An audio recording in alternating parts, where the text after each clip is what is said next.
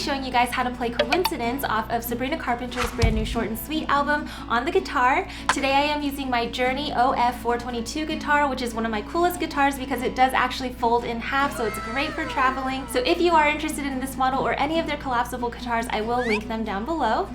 Here is a quick overview of everything I'll be covering in this tutorial today. Just a fair warning, this song is going to be a little bit more on the intermediate side, so just take that for what it's worth, but I will walk you through step by step how to play this song. But with that being said, let's go ahead and get started. Alright guys, so we're going to need to know 8 different chord shapes to play through this song, and we're going to go ahead and start with our E major, which looks like this and sounds like this. And by the way, if you don't know how to read these chord charts you're seeing on screen, I do cover how to do that in my free beginner course right here on YouTube, so make sure to check that out right here. The next chord is our E suspended 4, so you're just going to add your pinky like this.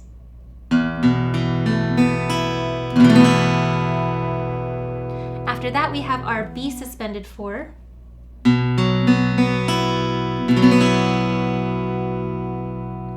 Next is our A major.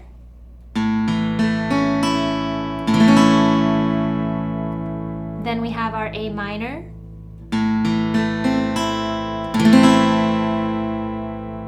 And then the rest of these chords are going to be bar chords, okay? So we've got our B minor.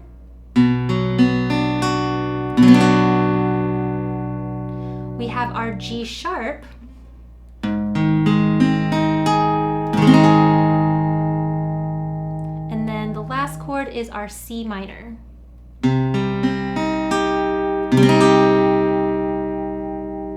And if you're somebody who struggles with bar chords, I do have a bar chord mini series you can check out right here where I talk to you through some tips and tricks on how to make those bar chords sound better. And now before we leave this little chord section, I did want to address something. So we have our E suspended 4 chord, which looks like this. But the way that I actually will play it throughout this song is the first time I play it, I'll play it with these 3 fingers like this. And the second time I play it is I'll actually just play it with these 2 fingers. And even though it sounds a little bit different, these are both E suspended 4 chords. They're just like different variations of it. And the reason I do that is because when I do the transitions between E to Esus4 the first time, all you have to do is add that pinky on, so it's an easy transition from E to Esus4. All right. From here, we're gonna go to our B sus4. And then since this chord shape, you know, is just our ring and our pinky finger together, what I'll do is I'll just slide that back down to the 2nd fret. And that's why I think for transitioning, it's easier to play Esus4 with just these 2 fingers the second time. So basically the point is both this and this are Esus4. So I like to play both versions. So I'll go from B to Esus4 like this, to B sus4, to Esus4 like this. And for me, that just makes my chord transitions a little bit easier as I play through this song. So if you want to adopt that as well, it's just a suggestion or an option for you. But with that being said, those are the 8 chord shapes you need to know to play through this song. So go ahead and pause the video and take as much time as you need to really memorize these chord shapes, as well as practice transitioning back and forth between them, because it'll make learning the rest of the song so much easier. And in this song in particular, it is really important because this song moves super fast, so you really want to make sure you can get those transitions down. And if this is a skill you're currently struggling with, I do have an entire Practice With Me playlist right here on YouTube where we go through this skill and build it up in real time together. So make sure to check that out. I'll link it in the corner if you need it. Once you have these chords memorized, you can transition between them fairly easily. Then we can go ahead and talk about the strumming that I would suggest using for this song. Alright guys, so as always, if you are a little newer to playing guitar, or you're somebody who struggles with playing guitar while singing at the same time, the first thing I would suggest doing is to bring up the song and go ahead and play through the entire thing with a single down strum on each chord change as you sing through the song. And you want to take this time to really get used to what word or what syllable you're singing whenever those chords are changing. So here's a quick example of what that would look like.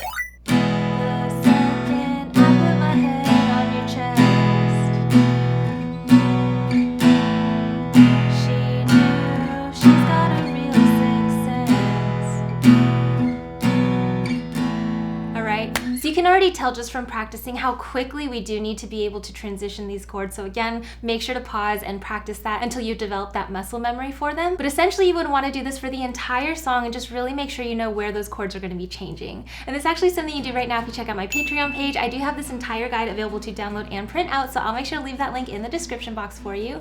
But once you get used to this practice pattern, then we can go ahead and add to it to do more of a full strumming pattern that you can use for the whole song. Alright guys, so the strumming I would suggest for this song, it might look a little different than my other videos. That's because I've actually meshed two different measures together into one kind of massive strumming pattern. So don't worry, we will break apart like each of these sections, but essentially on the left half, that's one measure, and on the right half is another measure. And we're gonna play these back and forth while we play through the song, okay?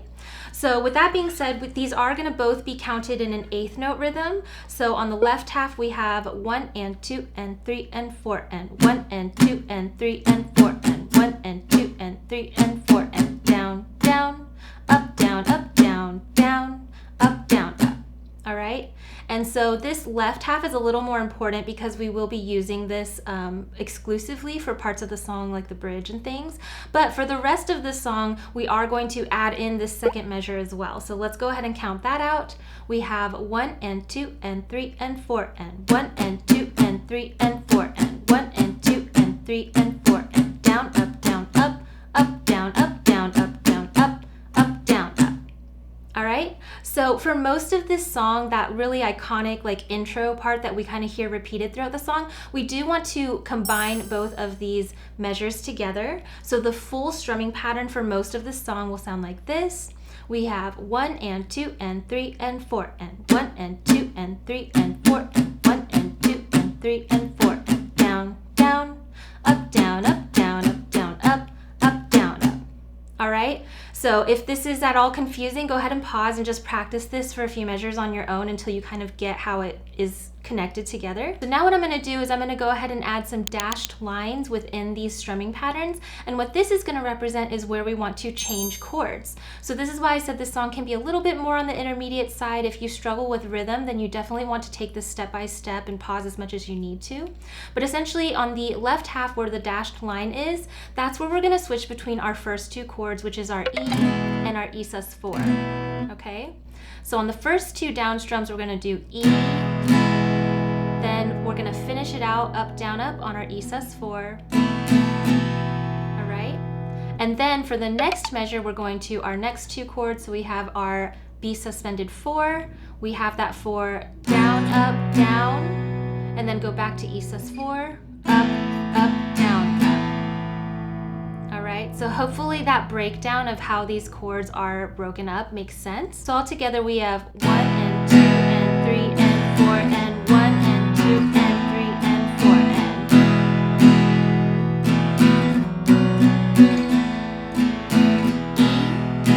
E, Esus, Esus, Esus.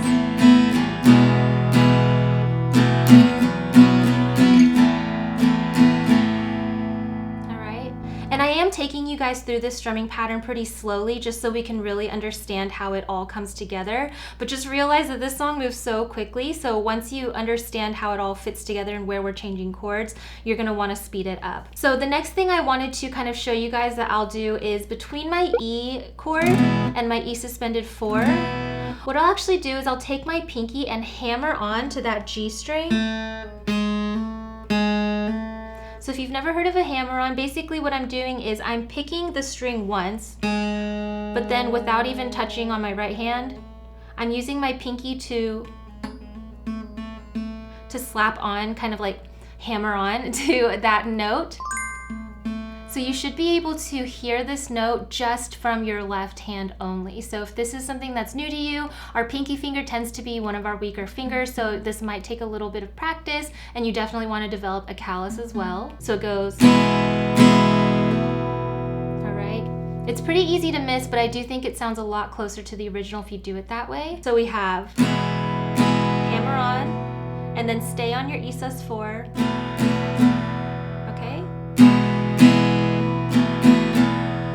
Then we would switch. All right, so it's just a little additional thing you can do if you want to add that hammer on. I think that that really dresses up the song and sounds really nice. So let's go ahead and go through both of these measures with that E, E-sus, B-sus, E-sus chord progression a few times. We have hammer, switch, down, E, sus, E-sus, E-sus, down, down, hammer.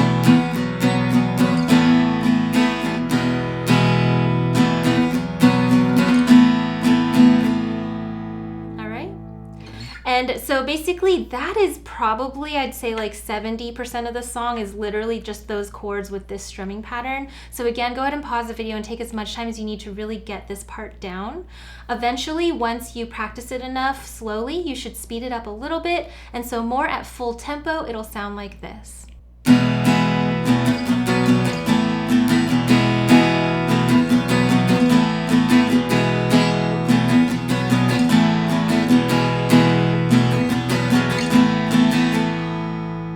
So it goes pretty fast, so definitely make sure to practice it slowly first. Now, like I was saying, this strumming pattern you can use for the entire song. So let me go ahead and show you the first verse because it's going to be a little different when we get to that A chord, okay? So here on the first verse, we have the second I put my head on your chest.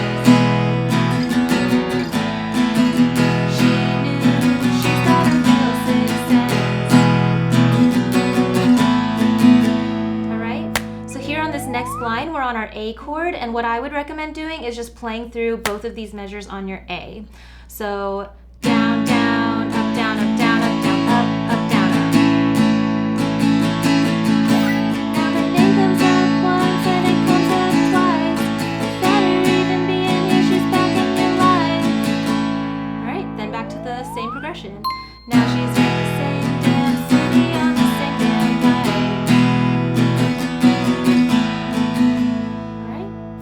And that leads us nicely into the chorus. So what I wanted to show you that's a little bit different here in the chorus is we've got our B minor to our A.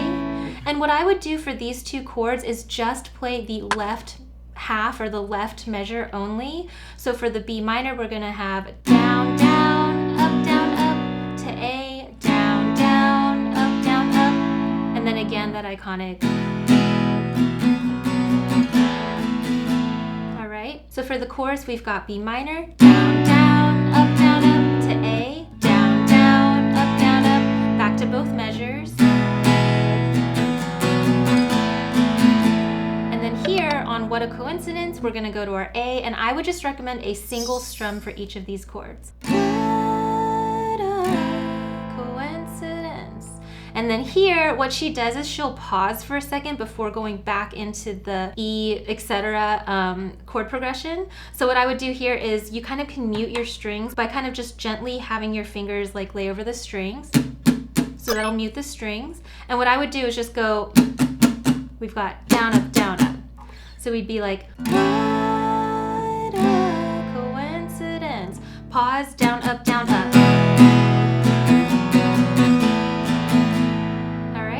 So let me go ahead and play through that entire chorus for you. Coming out of verse 1, now she's in the same damn city on the same damn night. You've lost all your common sense. What a coincidence.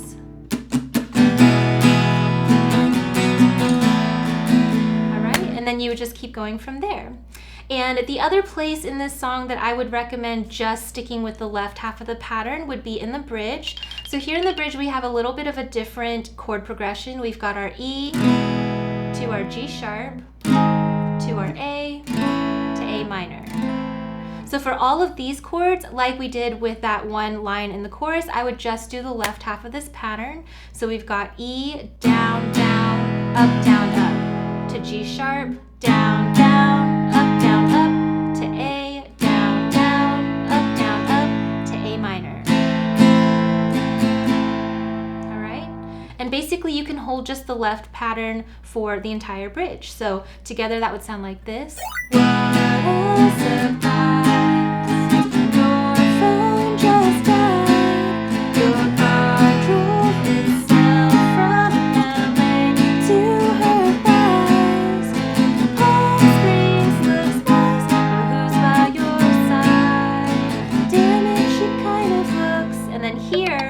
we're gonna do single strums again, and this is where we have that C minor chord.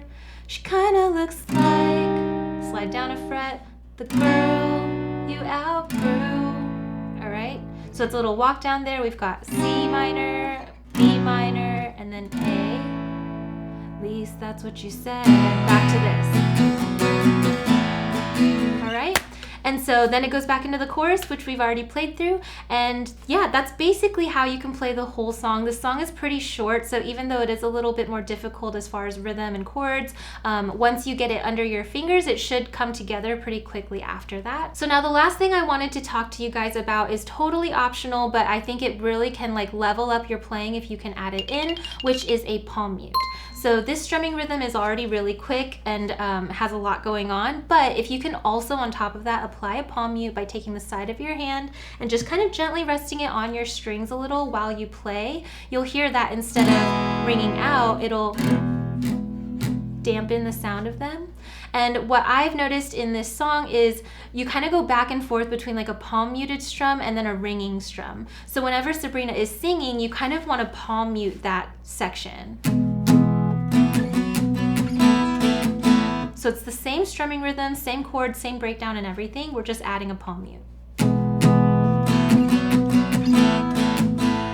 All right, and then when she's not singing, then you would let it ring. So for example, in verse 1, we've got the second I put my head on your chest, she knew she's got a real sixth sense. All right, so you can see how I went back and forth between adding the palm mute for 2 measures and then taking it off for 2 measures. Totally optional, like I said, but if you can add that into your cover, I think it sounds really great. And my suggestion for that would be to palm mute whenever you're singing and then let it ring whenever you're not. But basically, yeah, that is the strumming rhythm that I would recommend for this song. Even though it can be a little more difficult to get under your belt, you can apply it for the whole song. So go ahead and, you know, make sure to practice it as much as you need. And once you get it, it'll be so fun to play through. All right, guys, so again, go ahead and pause the video and take as much time as you need to really get these strumming rhythms under your belt. Like I said, the actual count of it is not too hard, but the speed at which we're going at makes it a little bit more difficult, as well as where we're making those chord transitions. So just take as much time as you need to really develop the muscle memory you need to be able to play through this strumming pattern. And then once you can do that, it'll be easier to sing on top of it after. But once you have the strumming under your belt, then we can go ahead and put together all of these elements to play through the song. 1, 2, 1, 2, 3, 4.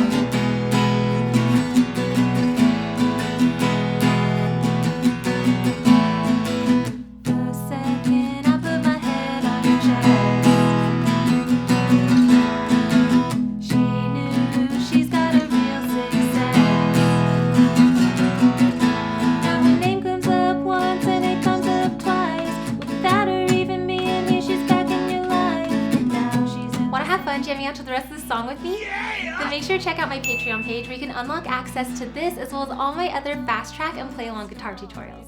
I'll make sure to leave a link for that in the description box down below. If you enjoyed learning this song with me, then you should definitely check out this video. Not only does it have a super similar vibe and feel, but it's just as fun and easy to play. So